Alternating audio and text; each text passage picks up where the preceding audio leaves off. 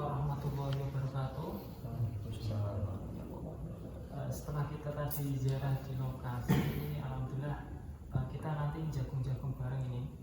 Jadi terkait dengan lokasi daripada makam Mbah Wali Joko Zainal Arifin ini, secara legenda bagaimana.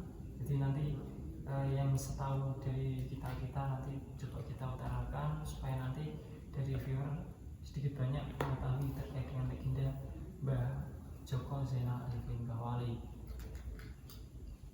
Dan nanti misalnya dari viewer tidak cocok dengan apa yang kita jagokan, nanti bisa komen di bawah atau nanti bisa kita tukar kalau supaya nanti kedepannya lebih bisa membaik.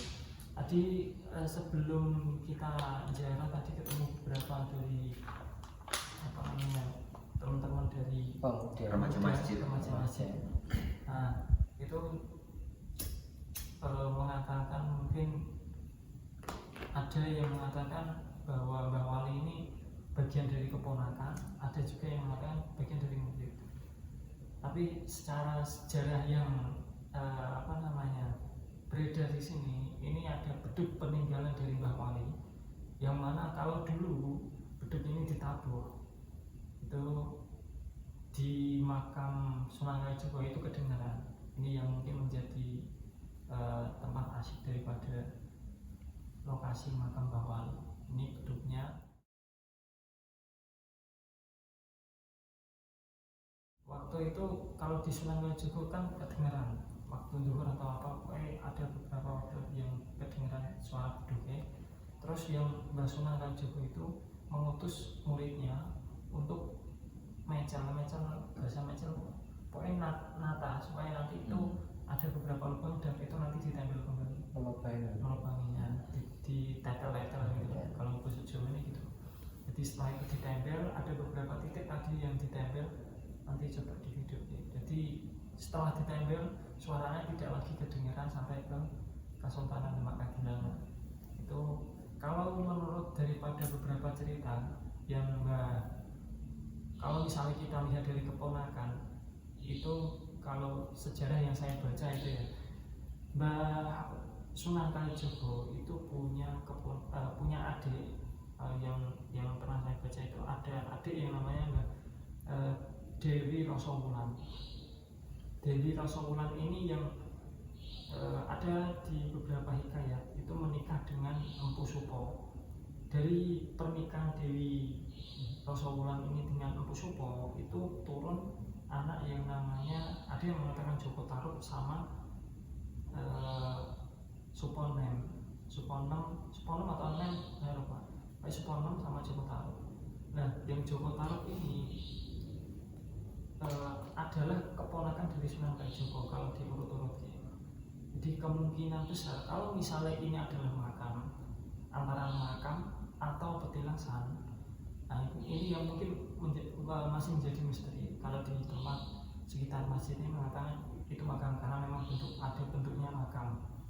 Terus kalau mungkin di beberapa lokasi titik kemarin kan ada beberapa lokasi yang menjadi mengatakan itu adalah makam daripada Joko Tarub.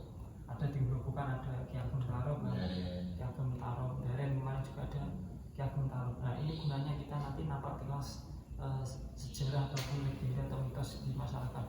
Kemungkinan besar kalau diurut-urut ke Mbah Wali Joko ini adalah keponakan dari Sunan Kalijogo, mungkin bisa jadi itu. Karena Mbah Sunan Kalijogo itu kan putra daripada Raden Sahuri atau Tumenggung Wiratikta, Bupati Tuban. Nah, jadi yang lainnya semua di Tuban, Sunan Kalijogo sama Dewi Rasawulan. Kemudian berpencar yang Sunan Kalijogo kemudian pindah ke mengasingkan di Demak karena beberapa hikayat setelah kejadian di Lokojoyo menjadi berandalan Lokojoyo, kemudian pindah di Kesultanan Demak Adilangu. Terus yang Dewi Rasawulan menikah dengan Empu Supo, melahirkan Joko Tarub sama Suponem. Kalau yang Joko Tarub itu menikah dengan Nawang Wulan yang ceritanya sampai ada 7 bidadari, ini ambil selendang 7 bidadari atau 40 bidadari, yang diambil itu hanya satu, kemudian melahirkan yang namanya Nawang Wulan, Nawang Seh yang kemarin itu kita ziarahi, mungkin bisa jadi itu kalau di Grobogan itu namanya bukan Dewi Nawang Seh tapi Nawang Sari. Kalau di daerah Grobogan nanti kalau pas ada waktu kita nanti coba ke sana, jadi secara silsilah mungkin seperti itu. Kemudian terkait dengan nama kalau di sini ada tulisannya Mbah Joko Zainal Arifin. Mungkin kalau nama Zainal Arifin ini mungkin ada beberapa yang hikayat bahwa itu adalah alam lakop, nama lakop. Lakop itu adalah sebutan, mungkin karena sangat bermanfaat dan ilmunya yang bijaksana kemudian dinamakan dengan Zainal Arifin. Mungkin itu wau alam ya, jadi mungkin seperti itu. Kemudian infonya santai aja. Iya, kita santai. Kalau di lokasi masjid ini kita mungkin yang sangat familiar itu pas kejadian waktu lebaran tahun berapa ya yang tabrakan ini 2 tahun lalu ya? Enggak, lebih 2 tahun lalu kan kita corona 4 tahun lebih kayaknya, pokoknya sekitar 4 tahun atau 5 tahun 4 tahun atau 5 tahun berarti kira-kira 4-5 tahunan ya. Sekitar 4-5 tahunan itu dulu yang lalu itu sempat kejadian kecelakaan yang menewaskan 2 orang yang sekaligus di lokasi. Nah itu karena beberapa riwayat dari beberapa warga itu mengatakan bahwa kesalahan jalur. Kalau setelah ada rapat itu di jalurnya kita melewati di pemakaman bukan makam yang barat sini, makam pelanggaran yang kalau dulu biasanya itu lewat tempatnya Mbah Bulung itu makam si Geni. Pokoknya pada intinya nggak lewat jalurnya. Pada intinya nggak lewat jalurnya. Karena kalau dibahas kan model kayu juga dia nggak tahu daerah sini. Kalau yang tahu nanti bisa komen di bawah. Betul. Nah, itu pokoknya salah lewat jalur, jadi ada kejadian seperti itu. Sesuai instruksi ya. Nah, mungkin karena jalurnya kan harusnya di makam yang sepuh dulu, baru yang makam muda. Nah itu lewatnya malah yang muda dulu, baru yang sepuh itu mungkin kekeliruan ini teknis ya secara teknis. Mungkin bisa menjadi pelajaran di generasi yang setelahnya itu. Itu pas acara malam takbir. Oh, berarti takbiran masjid sini gitu kan? Nah, masjid sini kan bawa anjang. Iya. Truk bawa song kan. Berarti teknisnya dulu harusnya ke yang tua dulu. Ya, makam si Geni baru putar ke makam barat sini. Itu mungkin kesalahan teknis seperti itu. Kalau yang makamnya si Geni ini itu katanya ketika Jumat Wage atau Jumat apa, kalau yang jaga ke sana terus melihat rombongan Geni atau murok lah istilahnya, Geni atau membara itu ya, itu biasanya ada beberapa hajat yang nanti dikabulkan di Jumat Wage atau apa. Kalau Jumat Wage nanti ya, kalau ya itu nanti di makam daerah situ. Udah pernah ke situ kan? Lewat tapi enggak sampai makam. Lewat aja ya. Belum ya itu ya. Mungkin lain waktu situ lagi biar hajatnya Nah. terkabulkan. Pas Jumat lagi. Lalu itu Jumat lagi. Yang menjadi pertanyaan mungkin gini. Biasanya kan kalau makam itu kan satu pasang dalam arti laki-laki sama perempuan. Misalnya Mbak Joko kan datang mengembara biasanya kan sama istrinya atau siapa. Kalau di sini mungkin sendirian, itu mungkin bisa menjadi pertanyaan bagi kita, entah itu petilasan atau makam gitu ya. Kalau misalnya, tapi kalau laki-laki biasanya pergi sendirian ya. Itu biasa, strong. Itu nanti bisa komen-komen di bawah. Wani Dewi itu Jokowi. Yang tahu terkait dengan sejarahnya Mbah Makam Wali Joko Zainal Arifin nanti bisa tambahan referensi di bawah. Jadi nanti kita bisa mengembangkan informasi lebih lanjut. Entah itu nanti nama aslinya dari siapa, karena tadi tanya dengan warga itu untuk silsilah ke atasnya belum sampai. Malah kalau yang di makamnya Mbah Sentono yang sebelah lengkap ya, ada silsilahnya. Jadi kalau misalnya ini waktu bisa dikunjungi.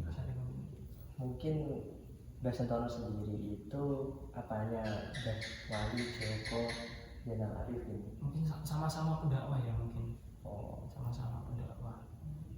mungkin ada jalur saudara atau apa dari Mbak Zainal Arifin sama Mbak Sentono itu. Kalau Belum itu ada. belum, saya kurang paham. Malah kalau di daerah Bulohnya itu ada sejarah runtut juga terkait dengan desa Buloh itu, malah nanti merembetnya ke Mbak Sarip. Mbak Sarip itu perjalanan berkelana yang makam Padurinan itu melewati beberapa daerah jalur. Kalau yang Mbak Joko mungkin bukan kelahiran sih, perkiraan hidupnya di masa 1400 tahun, pada masa 1400 Masainan atau 1500-an. Kalau Mbak Sarip mungkin setelah itu, jadi ada beberapa kurun antara Mbak Wali Joko dengan Ada kurun masanya. Soalnya kalau yang Mbak Sunan Kalijogo itu kan kita setahu saya dari beberapa sejarah yang saya baca itu sekitar 1450-an. Jadi kalau keponakan kan pasti lahirnya setelah.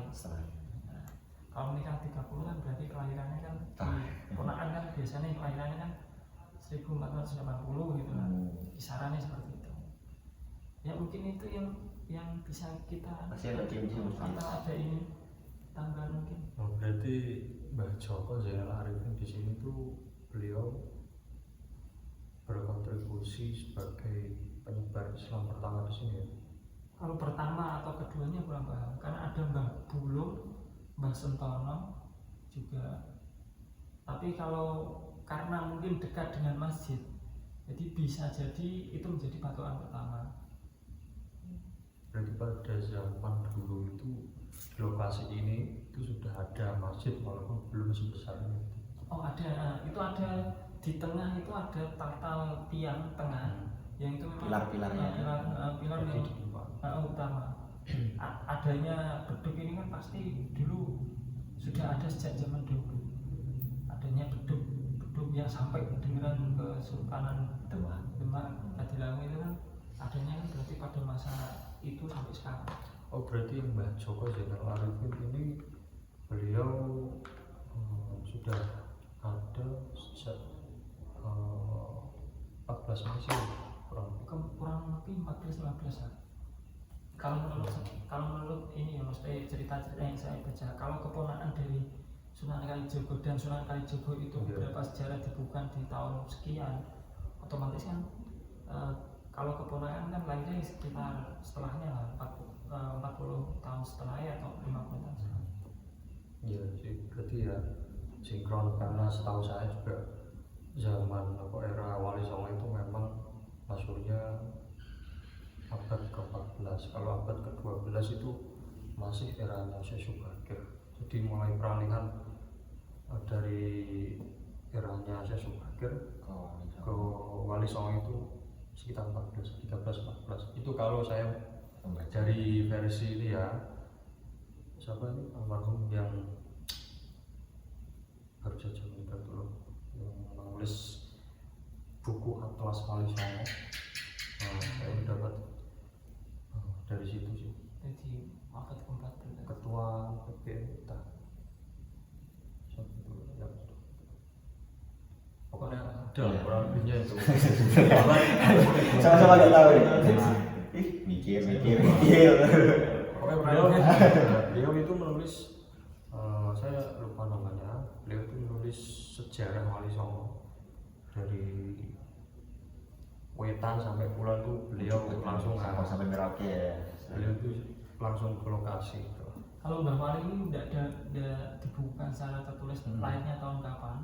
Tapi kalau menurut riwayat itu adalah keponakan dari Sunan Kalijogo, otomatis lahirnya seperti itu. Ya kurang lebih. Nah, kurang lebihnya seperti Jika itu. saat itu lah peralihan ke 50 ya, Nah, 15. karena setelah itu kan ada Mataram Islam yang lahir di Kesultanan Sultan Agung Mataram, yang mana di Sultan Agung Mataram itu